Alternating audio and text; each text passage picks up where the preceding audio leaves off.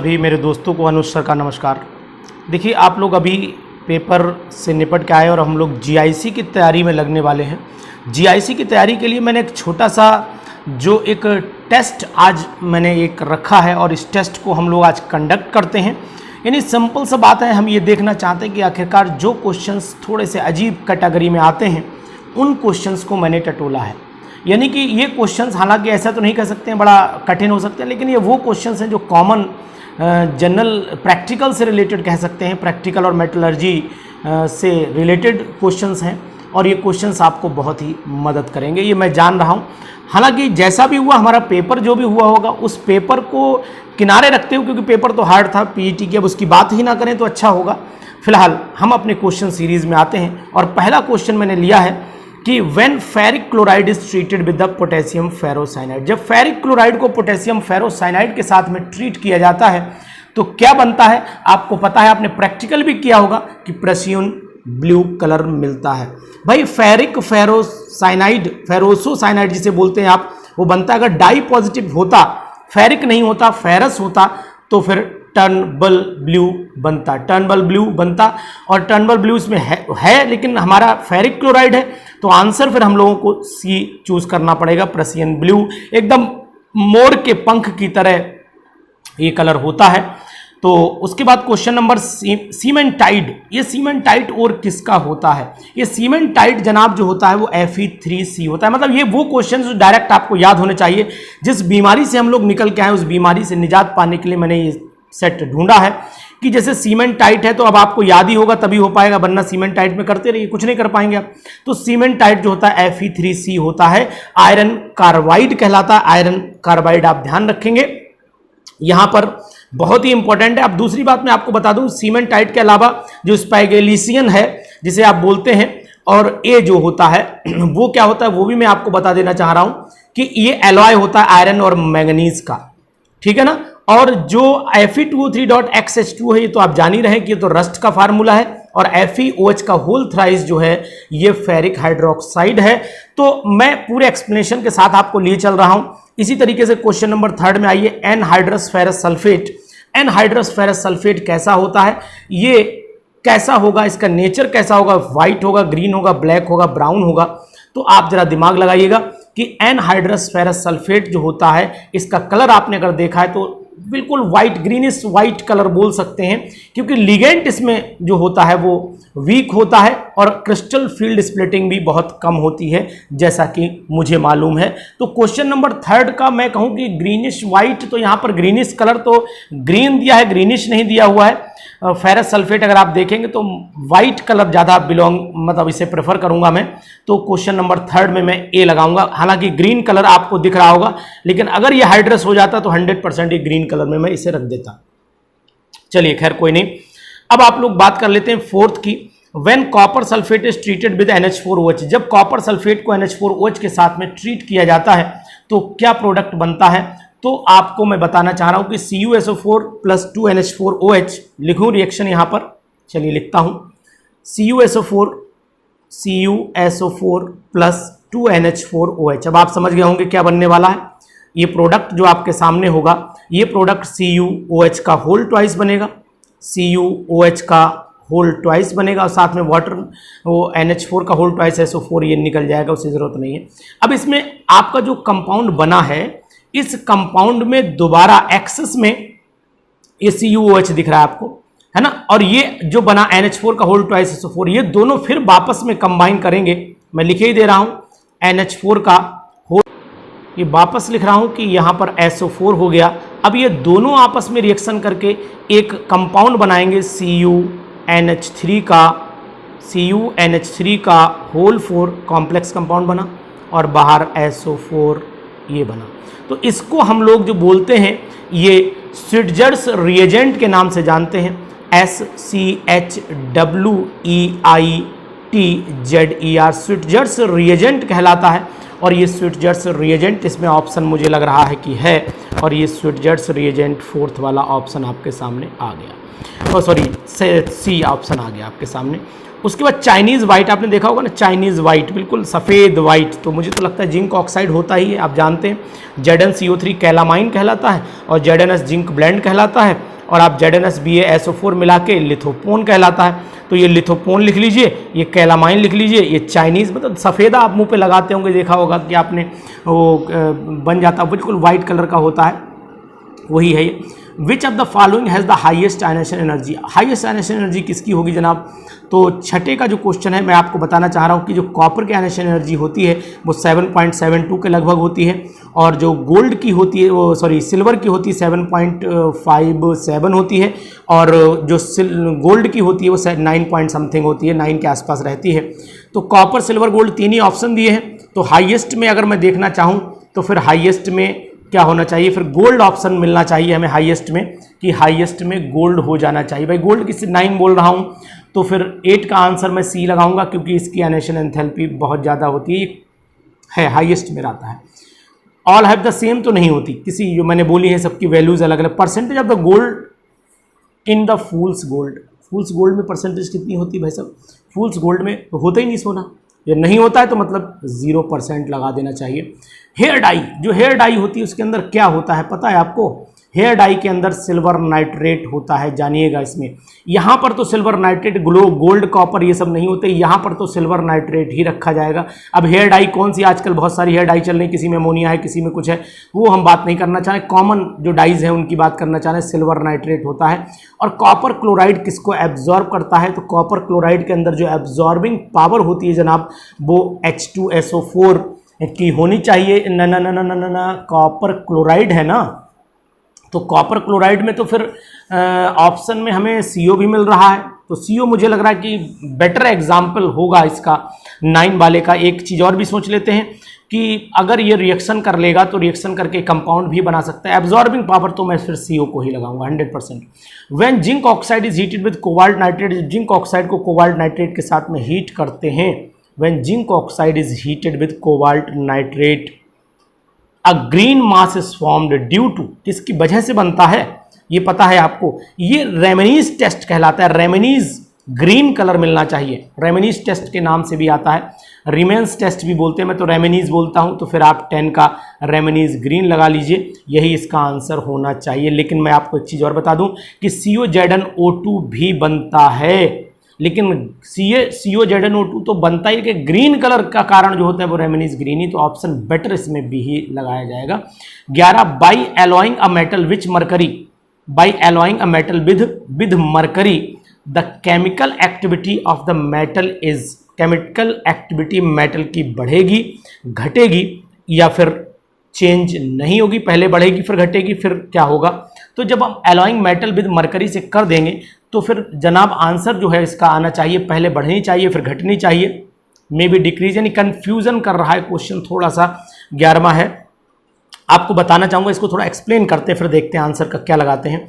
कि अगर sodium mercury होता तो फिर गड़बड़ नहीं होता, ठीक है ना? एलॉइंग मेटल विद मरकरी, यानी सॉरी सोडियम मरकरी, मेटल तो कोई भी ले सकते हैं, सोडियम मरकरी ले सकते हैं, जिंक मरकरी ले सकते हैं, एल्युमिनियम मरकरी ले सकते हैं, तो ये सब ले सकते हैं। लेकिन क्या है कि मोर रिएक्टिव जो मेटल रहता है वो एल्युमिनियम से ज़्यादा रिएक्टिव है ना? तो by alloying a metal with mercury to form amalgam the chemical reactivity of metal, तो मेटल की पहले तो बढ़ जाती है लेकिन बाद में जो है वो घट जाती, तो और न लगा करके मे बी इंक्रीज और डिक्रीज, मतलब ये डिपेंड करता है कि कौन सा लिया गया। जैसे सोडियम लिया बढ़ जाएगी, है ना? एल्युमिनियम लिया तो क्या होना चाहिए कि सोडियम लिया है तो sodium mercury is less, sodium जो होता है वो मोर रिएक्टिव है ना, जब सोडियम मोर रिएक्टिव है तो NaHg लेस रिएक्टिव हो जाएगा, है ना? NaHg इज लेस रिएक्टिव हो जाएगा। अगर सोडियम कंपेयर कर लेते हैं थोड़ा सा तो समझ में आएगा। एल्युमिनियम सोडियम दो एग्जाम्पल लेके कंपेयर करते हैं तब समझ में आएगा। सोडियम मरकरी जो है वो लेस रिएक्टिव हो जाएगा एज कंपेयर टू सोडियम, क्योंकि सोडियम तो ज़्यादा रिएक्टिव होता है। एल्युमिनियम मरकरी ज़्यादा रिएक्टिव हो जाएगा एल्युमिनियम से, तो इसका मतलब है ये घट भी सकती है बढ़ सकती है, मतलब may be depend on the metal, हम ऐसे बोले तो ज़्यादा बेटर रहेगा। तो 11 का आंसर फिर में भी इंक्रीज्ड और डिक्रीज्ड ही लगाना चाहिए, सही कि मेटल पे डिपेंड करेगा ये कौन सा मेटल लिया गया है। क्वेश्चन अच्छा है। उसके बाद क्वेश्चन नंबर 12 पे आते हैं। 12 क्वेश्चन क्या कह रहा है वो समझने की कोशिश करते हैं कि which is then example of the chloridizing roasting. Chloridizing roasting बड़ा अजीब सी बात है कह रहा है यार। तो क्लोरोडाइजिंग रोस्टिंग का मतलब क्या होता है कि मेटल जो होता है उसको क्लोरीन वाले किसी कंपाउंड में गर्म करके कन्वर्ट कर दें, है ना, सिंपल सी बात ये है। तो इसका आंसर फिर क्या होना चाहिए 12 का? ऐसा कोई आंसर आपको 12 का दिखाई दे रहा हो तो मुझे बताइए कि क्लोरीन वाले कंपाउंड में विच इज एग्जाम्पल ऑफ क्लोरोडाइजिंग, यानी कि ये क्लोरीन जो है वो दे रहा है इसको और क्लोरीन इसको दे रहा है, तो ये भी हो गया, ठीक है ना, सी तो है, और क्लोरीन इसे भी दे रहा है तो ए भी है, तो आंसर फिर ए और सी लगाना पड़ेगा, डी ऑप्शन लगाइएगा। ऑटो रिडक्शन पता है कि कॉपर में तो मुझे याद है होता है, ठीक, जिंक में ऑटो रिडक्शन नहीं होता है, कॉपर मरकरी दिया हुआ है ऑप्शन, तो देख लेते हैं कि मुझे तो कॉपर मरकरी लग रहा है क्योंकि एल्युमिनियम में भी ऑटो रिडक्शन नहीं होता है, लेड में भी ऑटो रिडक्शन नहीं होता है, तो ऑटो रिडक्शन केवल कॉपर मरकरी, नहीं लेड में तो यार आयरन लेड में नहीं होता, लेड में तो होता है, पीबी में होता है, तो पीबी कॉपर मरकरी, तो अब यहाँ ये कटेगा, यहाँ ये कटेगा, अगर यहाँ सॉरी ये तो होता ही है, तो यहाँ कॉपर होगा, तो मेरा सेट जो है वो कायदे का ए ही बैठ रहा है, मतलब ए में ही लगाएंगे हम लोग ऑप्शन। 14वें क्वेश्चन पे नेक्स्ट क्वेश्चन है, which of the following is known as wolframite. ये वोल्फ्रेमाइट और क्या है? वोल्फ्रेमाइट और जो होता है वो अगर आपको जानकारी हो तो मैं आपको बता देना चाह रहा हूँ कि वोल्फ्रेमाइट और जो होता है वो WO4 होता है, और WO4 किसके साथ में रहेगा वो आपको पता होना चाहिए। ये एक्चुअली 98% प्योर जिंक के साथ में रहना चाहता है, तो 14 का जो ऑप्शन मेरे हिसाब से आना चाहिए वो, यानी कि 90 वोल्फ्रेमाइट जो है वो, इसमें और तो कहीं W है ही नहीं, 98% प्योर जिंक तो नहीं हो सकता, ये तो स्प्लिंटर कहलाता है, तो फिर यही हुआ, ये वाला ऑप्शन होगा वोल्फ्रेमाइट का। और ये कॉमन क्वेश्चन है, ये तो याद ही होने चाहिए। 15 पे आइएगा, ऑक्सीडेशन स्टेट ऑफ मरकरी इन अमलगेम्स। जितने अमलगेम्स हैं उसमें ऑक्सीडेशन स्टेट क्या आना चाहिए? मरकरी की 0 आती है, सिंपल मेटल की फॉर्म में रहता है तो वो 0 फॉर्म में रहता है, और आपको मैं इसमें बताना चाहूँगा, इसमें आप 0 आंसर लगा लीजिएगा। 16 पे पहुँचते हैं, आयोडीन ऑफ मिलन्स बेस। ये आयोडीन ऑफ मिलन्स बेस जो लिया गया है ये कहाँ से, क्या होता है ये पता होना चाहिए कि NH2HgO HI ये कंपाउंड कहलाता है आपका आयोडीन ऑफ मिलन्स बेस। आपने ये पढ़ा होगा, जब अमोनिया पढ़ते होंगे तो वहाँ पर नेस्लर्स रिएजेंट वाली रिएक्शन में इसको पढ़ाया जाता है ना, तो ये कंपाउंड बनेगा, सी ऑप्शन लगाइएगा। 14वें पे आइएगा, एन एलॉय कंसिस्टिंग 80% सिल्वर और 20% कॉपर। तो 80% सिल्वर ये ज्वेलरी में यूज होता है साहब, तो ये ज्वेलरी का एलॉय होना चाहिए। तो इसमें ऑप्शन 17 में क्या लगा दें? ज्वेलरी किससे बनती है यार बताओ थोड़ा सा? स्टर्लिंग सिल्वर ही लगाना चाहिए मेरे हिसाब से। क्वाइन सिल्वर नहीं हो सकता, अमरगम नहीं हो सकता है, वार्म सिल्वर भी नहीं, बी ही आंसर लगाएंगे। 17 बढ़िया क्वेश्चन है, अच्छा क्वेश्चन है। 18 860 fine silver means, 860 fine silver का मतलब क्या होता है? मतलब ये होता है कि लगभग प्योर होना चाहिए सिल्वर, और जो प्योर सिल्वर है वो कैसी होनी चाहिए वो आपको बता देना चाह रहा हूँ। कहाँ तक गया क्वेश्चन? प्योर का मैक्सिमम परसेंटेज सिल्वर की दे रखी, तो यही फिर आंसर लगाइएगा, मैक्सिमम यहीं पर है, बाकी का और कहीं है ही नहीं। उसको लोड स्टोन, ये बहुत ही क्वेश्चन आया हुआ क्वेश्चन है। लोड स्टोन और जो होता है Fe3O4 होता है, सी ऑप्शन 19 का लगाइएगा। ये क्वेश्चन बहुत ही इंपॉर्टेंट, मैग्नेटाइट को बोलते हैं Fe3O4 लोड स्टोन बोलते हैं। और 20वां क्वेश्चन है, native iron in general can not be found on the earth crust. क्यों नहीं मिलता है ये native iron? However a stone like natural object which can not native iron can be found on the earth crust it is. ये ऐसा है क्यों जनाब? एक्चुअल में होता क्या है कि जो आउटर सरफेस होती है वो, हम ये कहें कि जो रस्टिंग पावर जो होती है मतलब आयरन में होती है, तो आप जान रहे अच्छे से जान रहे होंगे कि रस्टिंग पावर आयरन के अंदर होती है।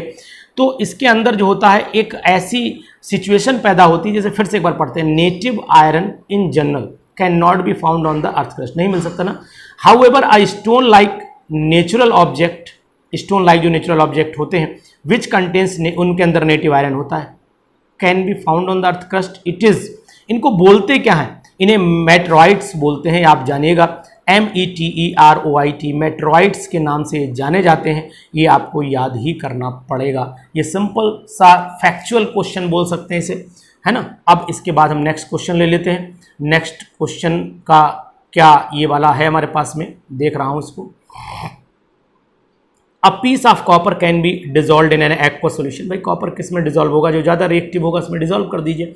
तो सिंपल सी बात यह है कि iron is more reactive than copper FeCl3, और यहाँ पर आप कह सकते थे सर FeSO4 में घोले तो क्या होगा, तो क्या नहीं घुलेगा, तो भैया घुलेगा, बिल्कुल घुलेगा, आपकी बात से मैं सहमत हूँ। लेकिन यहाँ पर मोर जो FeCl3 लिया जा रहा है ये कॉपर को आसानी से डिस्प्लेस करेगा, यानी FeCl2 बना देगा और CuCl2 बना देगा, यानी फेरस फॉर्म में कन्वर्ट है। Piece of copper can be dissolved in FeCl3 mostly. FeSO4 में जैसे आपने ये रिएक्शन भी आप हमारे सामने क्लेम कर सकते हैं सर Cu प्लस FeSO4, ये उतनी कोऑपरेटिव रिएक्शन नहीं है जितनी FeCl3 में होगा, क्योंकि अगर हम रिएक्शन लिखें 2FeCl3 प्लस Cu तो एरो लगा के लिखना पड़ेगा हमें 2FeCl2 प्लस CuCl2, ये मेरे हिसाब से होना चाहिए। बाकी आप कॉपर सल्फेट भी बोल सकते थे, कोई दिक्कत नहीं थी। The name of which transition metal is derived from the name of scandium gods of beauty. Scandinavian है ना, स्कैंडिवियन गॉड्स ऑफ ब्यूटी, यानी कि गॉड्स ऑफ ब्यूटी। नाम ही बता रहे वेनेडियम, वियन मिल रहा है ना, तो मुझे तो वेनेडियम लग रहा है, तो 22 में आप वेनेडियम लगाइए, 22 का आंसर आप वेनेडियम लगाइए, यही नाम जनरेट हुआ है। और इसको मैं आपको बता देता हूं कि ये वहाँ के जो मतलब एक वर्ड था, मुझे याद है कि वेनेडिस एक वर्ड था, उसी से जनरेट हुआ है, तो मुझे तो फिर ये वेनेडियम, मैं तो वेनेडियम पे ही क्लिक करूंगा और यही इसका आंसर होना चाहिए। 23rd पे आते हैं। The metal which is considered as the dinosaurs among the metals is, जो the metal which is considered as dinosaurs among the metal is, किसको हम लोग ये बताते हैं डायनासोर्स का मेटल्स, तो वो देख लेते हैं कि ये नाम जनरेट हुआ है ABCD, तो आप जरा बता दीजिए कि इसका आंसर फिर क्या होना चाहिए। टेक्टिनियम जो है, टेक्नीशियम भी बोलते हैं कुछ लोग, टेक्नीशियम जो कंपाउंड है ये इसको बोला जाता है। कारण आपको बता देते हैं, ये डायनासोर अमंग द मेटल क्यों बोला जाता है, ये जो होता है रेडियो एक्टिव डिके रखता है और ये धीरे धीरे खत्म होता चला जा रहा है, और मतलब खत्म लॉन्ग टाइम से अर्थ क्रस्ट के अंदर जो है वो धीरे धीरे जा रहा है, खत्म हो रहा है, मतलब आर्टिफिशियल डिके हो रहा है। तो सिंपल सी बात ये कहें तो इसीलिए इसको वही डायनासोर्स बोला गया कि ये खत्म जैसा हो रहा है। The element named after the Greek gods of the wisdom, तो जो नेम ऑफ द एलिमेंट ऐसा कौन सा है जो ग्रीक गॉडेस ऑफ विजडम के नाम पे रखा गया है, तो 24 वाले पे हम लोग पैलेडियम पलास एथेना के नाम पे रखा गया है, तो इसका मतलब है ये पैलेडियम है, ये पैलेडियम हम लोग रख लेते हैं। बाकी तो ये रुदिनियम और टेक्नीशियम ये हो ही गए हैं। उसमें 25 पे आते हैं। The only element which owes the name to the river is, तो 25वां क्वेश्चन भी यार बड़ा अजीब से नामी में कुछ मिल गया है मुझे, तो है ना, नाम में अधिकतर लोग ये अगर ये owes its name to river is लगा देंगे, इसमें ऑस्मियम में हम लोग लगा देंगे ना, तो लेकिन बता देते हैं आपको, रेहनियम जो कंपाउंड है ये एक एलिमेंट, और ये जो रिवर से ये नदी के नाम पे रखा गया है ना, मतलब नदी का नाम है राहिन, तो राहिन नदी के नाम पे रखा गया है, इसीलिए जो है ये एग्जाम्पल जो है वो नाम कहाँ से जनरेट हुआ है, तो हम एग्जाम्पल बी पर टिक करेंगे। तो ये मैंने लगभग 25 क्वेश्चंस आपके सामने आज रखे, शुरुआत की एक छोटी सी, और इसी शुरुआत के साथ हम लोग अब आगे बढ़ेंगे नई टॉपिक के साथ, नए क्वेश्चंस के साथ। एक पैटर्न मैंने बनाया, उस पैटर्न को भी आपके सामने रखूंगा और वो पैटर्न आप समझिएगा, उसी पैटर्न से हम लोग आगे बढ़ते रहेंगे। नमस्कार।